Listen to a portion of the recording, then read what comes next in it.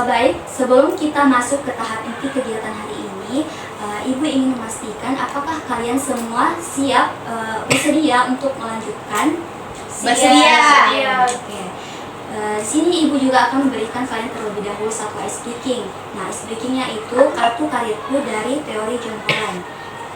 Di sini kita akan mengenal namanya tes bakat dan minat. Tesnya ini tes Riasek. Sebelumnya ada yang sudah pernah mendengar? Belum. Jadi Riasek di sini merupakan singkatan dari 6 tipe kepribadian.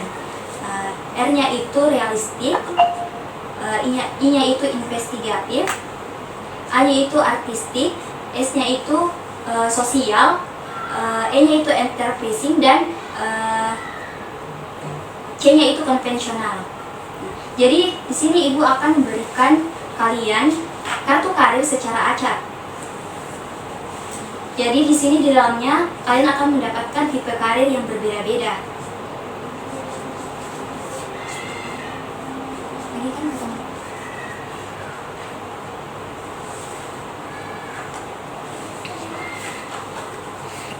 Jadi karena semua sudah mendapatkan, Ibu ingin kalian membacakan deskripsi dari kartu karir yang masing-masing kalian dapatkan.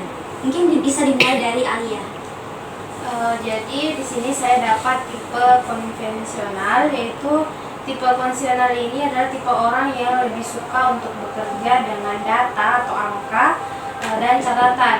Nah, dia ini menilai diri sebagai orang yang tertib dan menyukai kegiatan yang teratur dan terorganisir. Nah, tipe pekerjaan yang cocok yaitu pekerjaan yang membutuhkan ketelitian, terorganisir dengan baik.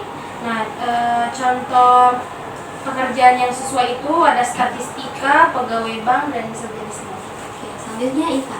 Oke, jadi tipe yang saya dapat yaitu artistik. Nah, jadi orang dengan kepribadian ini memiliki ide atau pemikiran yang orisinil. Nah, memiliki sifat kreatif, terbuka, serta emosional. Nah, jadi ciri-ciri dari tipe ini yaitu gemar melakukan aktivitas seperti seni, drama, menari, musik, jurusan, dan bidang karir yang cocok untuk tipe kepribadian artistik ini yaitu arsitek, jurnalis, seniman, dan juga fotografer.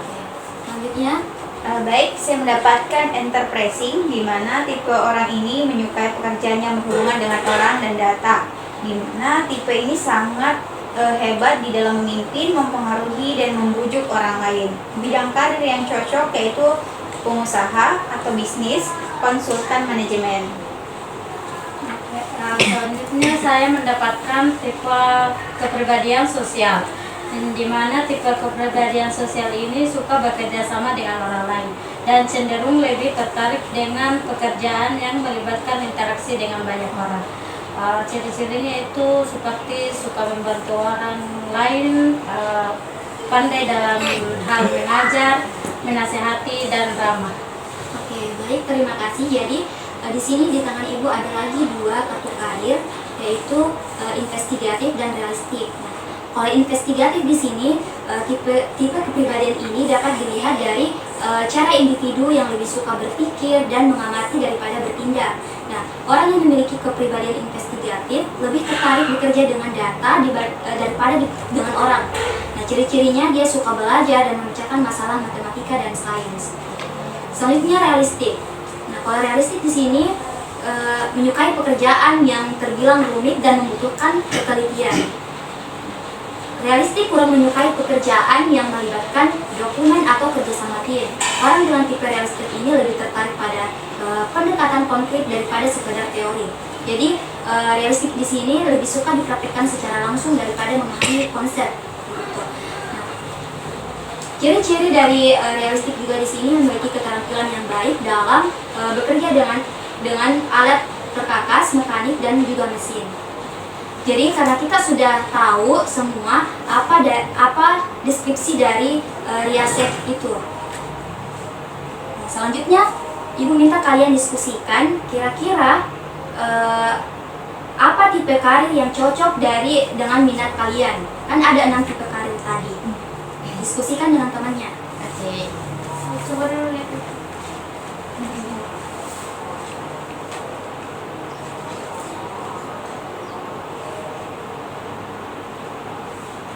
sudah?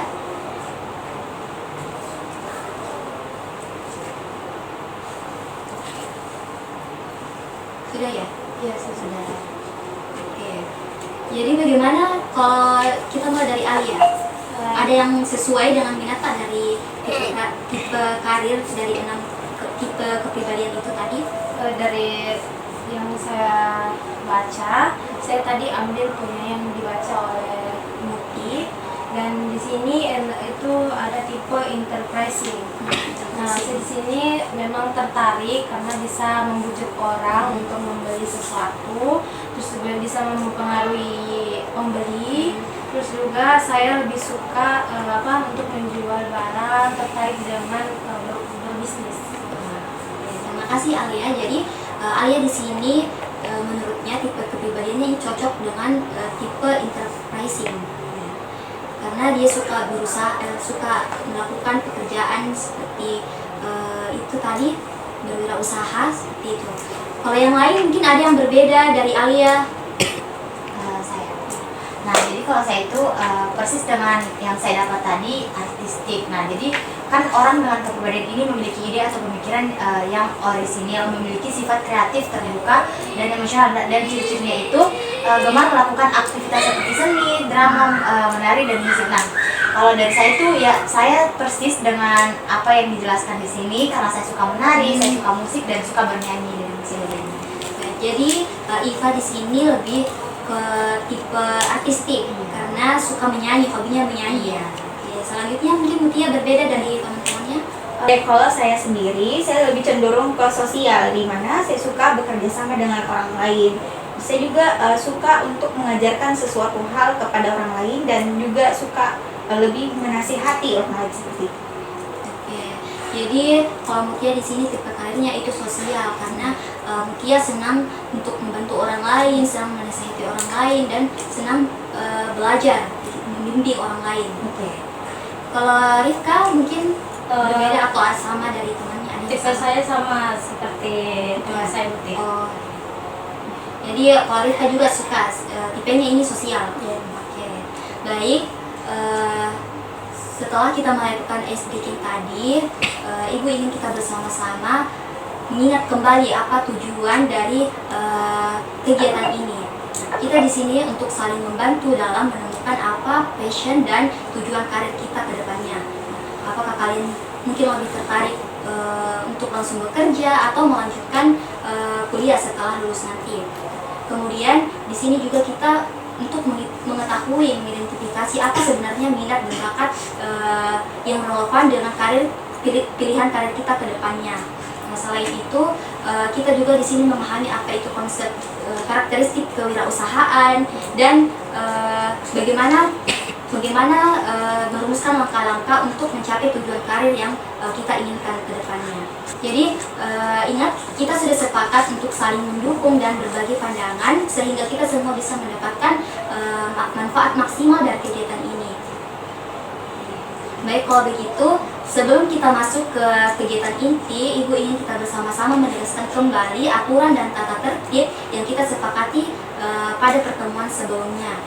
Kita perlu menciptakan suasana yang nyaman dan kondusif di mana setiap orang merasa aman untuk berbicara. Nah, beberapa hal yang perlu kita ingat, kita di sini harus saling menghormati pendapat satu sama lain, menghargai ketika temannya berbicara, menghindari kata-kata yang tidak sopan, dan tetap fokus selama kegiatan berlangsung. Nah, jadi Ibu harap kita semua di sini bisa berkomitmen untuk mengikuti aturan ini agar kegiatan kita dapat berjalan lancar. Setuju ya? Setuju. Sepertinya semua sudah siap dan suasananya Ibu lihat sudah kondusif. Jadi kita bisa lanjut ke tahap berikutnya. Oke, jadi sebelum kita memulai aktivitas utama kita pada hari ini, Ibu mau kasih kalian pertanyaan. Nah, ketika kalian menghadapi suatu tantangan atau kesulitan, apa yang biasanya memberi kalian motivasi untuk terus maju dan tidak menyerah? Sudah dipikirkan? Ada yang bisa mengungkapkan pendapatnya?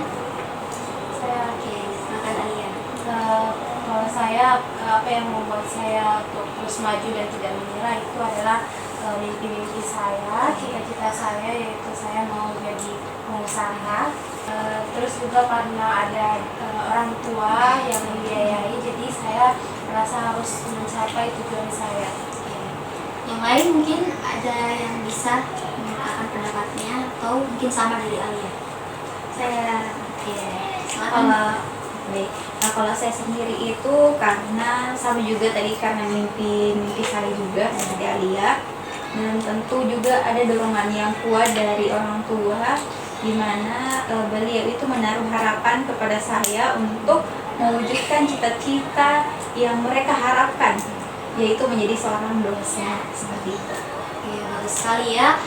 Semua jawaban kalian semua punya motivasi yang kuat baik dari dalam diri maupun dari dukungan orang-orang terdekat. Baik, siswa sekalian, sekarang kita akan masuk ke kegiatan utama kita hari ini. Ibu akan memberikan kalian sebuah aktivitas, yaitu cerita masa depan. Jadi cerita masa depan di sini, ibu akan menyuruh kalian membayangkan kira-kira 5-10 tahun ke depan kalian jadi apa yang kalian lakukan saat itu, siapa yang ada di samping kalian, dan apakah mungkin kalian bekerja atau sedang belajar. Jadi silakan tutup mata, bayangkan 5-10 tahun ke depan kalian bangun di pagi hari dengan penuh semangat. Bayangkan apa yang kalian lakukan saat itu, siapa yang ada di samping kalian. Sudah semuanya? Sudah. Jadi ibu akan memberikan kalian sticky note. Silakan dicatat apa yang kalian bayangkan tadi.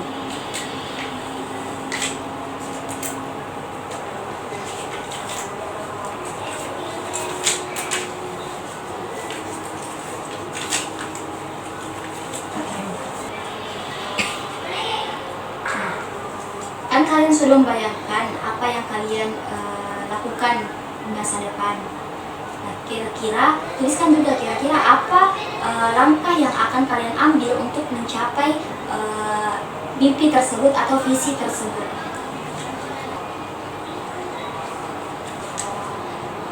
Oke, sudah semuanya? Sudah? Sudah. Kalau begitu kita mulai dari Mutia. Ibu mau tahu apa yang Mutia bayangkan di masa depan. Baik, kalau saya sendiri, saya bayangkan di masa depan itu saya bangun di pagi hari dan bersiap-siap seperti biasanya, menyiapkan sarapan, sholat dan sebagainya, kemudian berangkat menuju ke tempat menimba ilmu, yaitu kampus. Kemudian langkah-langkah yang saya ingin tempuh, tentunya karena saya sendiri itu bercita-cita sebagai dosen, tentunya saya akan melanjutkan pendidikan setelah ini, ambil sarjana pendidikan, terus insya Allah lanjut S2, kemudian S3, dan insya Allah akan menjadi dosen. Tentunya juga saya juga mau jadi dosen psikologi karena saya mau membantu orang lain seperti itu. Bagus sekali ya. Jadi di sini Mutia membayangkan dirinya berada di kampus untuk menimba ilmu, karena di sini dia bercita-cita untuk menjadi seorang dosen, bercita-cita untuk melanjutkan S2 dan menjadi dosen psikologi. Sangat bagus. Mungkin ada yang lain yang bisa menyampaikan bagaimana dengan Alia? Apa yang Alia bayangkan di masa depan? Alia menjadi seperti apa di bayangan masa depannya? Baik, jadi di bayangan masa depan saya 10 tahun kemudian ya, 5 sampai 10 tahun kemudian saya sudah merintis karir saya di bidang saya, yaitu pengusaha. Saya sudah punya cabang di banyak cabang di berbagai daerah. Terus juga langkah yang saya tempuh yaitu saya itu ingin kuliah dulu untuk mencari ilmu bisnis, terutama di orang-orang yang sudah berpengalaman. Jadi saya ingin cari ilmu bisnis di orang-orang yang berpengalaman. Terus juga baru sesudah itu saya merintis dari nol usaha saya. Oke. Jadi di sini Alia di bayangan masa depannya itu mau menjadi pengusaha sukses. Jadi tapi tidak langsung untuk bekerja setelah lulus nanti di SMA. Alia maunya untuk melanjutkan pendidikan terlebih dahulu untuk mengasah atau menambah pengetahuannya seperti itu. Kalau Iva bagaimana? Nah, kalau dari saya itu bangun pagi lalu berangkat kuliah tetapi mengambil jurusan seni. Nah, jadi mengapa saya mengambil jurusan seni? Karena dengan masuk seni itu otomatis saya dapat berlatih lebih giat lagi dalam seni musik ataupun menari dan lain sebagainya. Baik, jadi Iva tadi di sini di bayangan masa depannya itu dia melanjutkan pendidikan. Karena tadi juga berkaitan dengan tipe kepribadiannya Iva artistik, Ya, suka sekali dengan menyanyi. Oke. Bagaimana dengan Rika? Kalau saya sendiri itu hampir sama dengan tadi, tapi bedanya di saya itu saya mau langsung jadi guru saja, bukan tidak melanjutkan pendidikan untuk menjadi dosen. Ya, jadi Rika juga sama seperti Mutia tadi, karena tadi juga berdasarkan tipe kepribadiannya itu sosial ya, senang untuk membantu orang lain, suka membimbing orang lain. Jadi cita-citanya Rika di masa depannya itu mau jadi seorang guru. Baik, untuk membantu kalian dan memahami lebih lanjut tentang topik yang kita bahas hari ini, yaitu menemukan passion dan tujuan karirmu. Jadi ibu di sini akan menjelaskan beberapa poin penting saja. Pertama, mengapa kita penting untuk memilih karir yang sesuai dengan minat dan bakat dalam diri kita. Jadi ketika seseorang itu memilih karir berdasarkan minat dan bakat dalam dirinya, maka dia akan lebih bersemangat, lebih termotivasi untuk melakukan suatu pekerjaan tersebut. Namun sebaliknya, apabila seseorang menempuh karirnya itu tidak sesuai dengan minat dan bakat dalam dirinya, maka dia akan mudah merasa lelah dan merasa tidak bersemangat dalam menjalani pekerjaannya seperti itu. Kemudian adapun manfaat dari perencanaan karir ini, yang pertama membantu kita untuk mempersiapkan diri terlebih dahulu dalam mengambil keputusan. Nah, kemudian yang kedua mengembangkan kepercayaan diri kita. Yang ketiga mengenal apa peluang-peluang yang akan kita jumpai dari mungkin dari berbagai jurusan, misalnya untuk melanjutkan di bangku kuliah. Kemudian yang terakhir menentukan apa yang akan dipersiapkan dalam menempuh karir.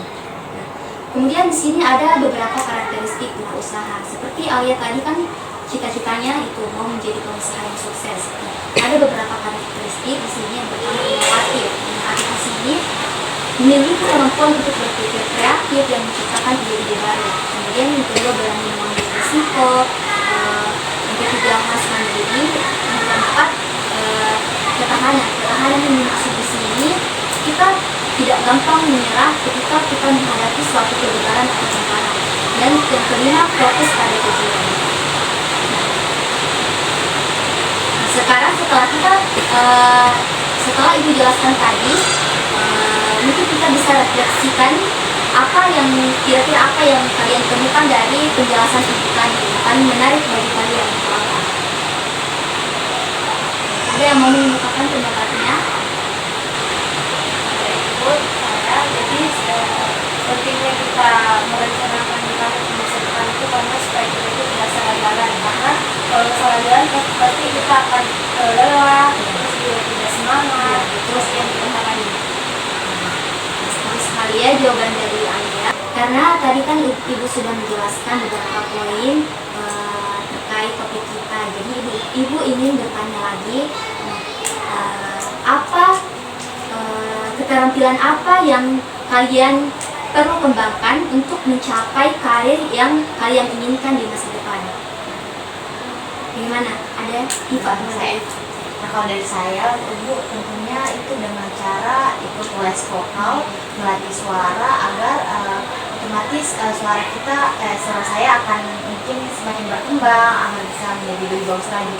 Ya, bagus ya, karena Iva tadi ini mau jadi penyanyi, jadi harus melatih vokal. Kalau ya, Kalau saya itu saya cari pengalaman dari orang yang berpengalaman, menjalin komunikasi, menjalin hubungan dengan yang lebih tahu. Itu cara saya. kalau Tia dan Rifka bagaimana? Baik, kalau saya sendiri karena saya bercita-cita menjadi seorang dosen, maka saya harus terus-menerus untuk belajar dari bahan bacaan ataupun bahan penelitian yang sudah dilakukan. Dan tentunya juga karena dosen itu harus pintar berbicara, jadi saya akan mengikuti pelatihan atau sebuah workshop atau seminar dan sebagainya untuk melatih public speaking saya sendiri. Dan tentunya juga terus melanjutkan pendidikan seperti itu. Terima kasih Mbak Tia. Kalau Rifka bagaimana? Kalau saya sendiri itu yang harus saya lakukan itu dengan cara lebih belajar dengan giat lagi supaya nantinya ketika saya menjadi guru saya bisa lebih bermanfaat lagi untuk siswa saya. Bagus sekali ya semua jawaban dari kalian. Ibu harap kalian semua bisa meraih cita-citanya.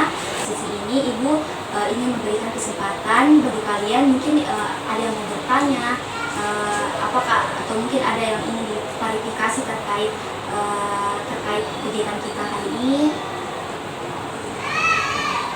Saya bagaimana dengan orang tua yang tidak menyetujui arah pendidikan karir kita ya, bagaimana kita mengatasi? Baik, kalau menurut Ibu kita mungkin bisa berkomunikasi karena berkomunikasi dengan baik dengan orang tua. Karena kan beritahukan kepada kedua orang tuanya bahwa sebenarnya kita ini cocoknya di mana, kita lebih senang di mana, karena sebenarnya kan kita yang akan menjalani pilihan karir Pak.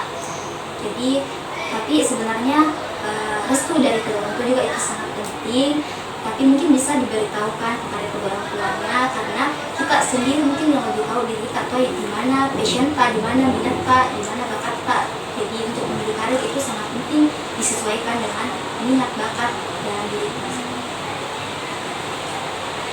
Baik, terima kasih Bu karena apa yang tadi Bu bilang bahwa pilihan karir itu harus tergantung dari minat dan bakat saya. Karena nanti kalau saya tidak sesuai itu pasti saya tidak semangat nanti pilihannya karena tidak sesuai dengan bakat saya. Jadi penting saya komunikasi.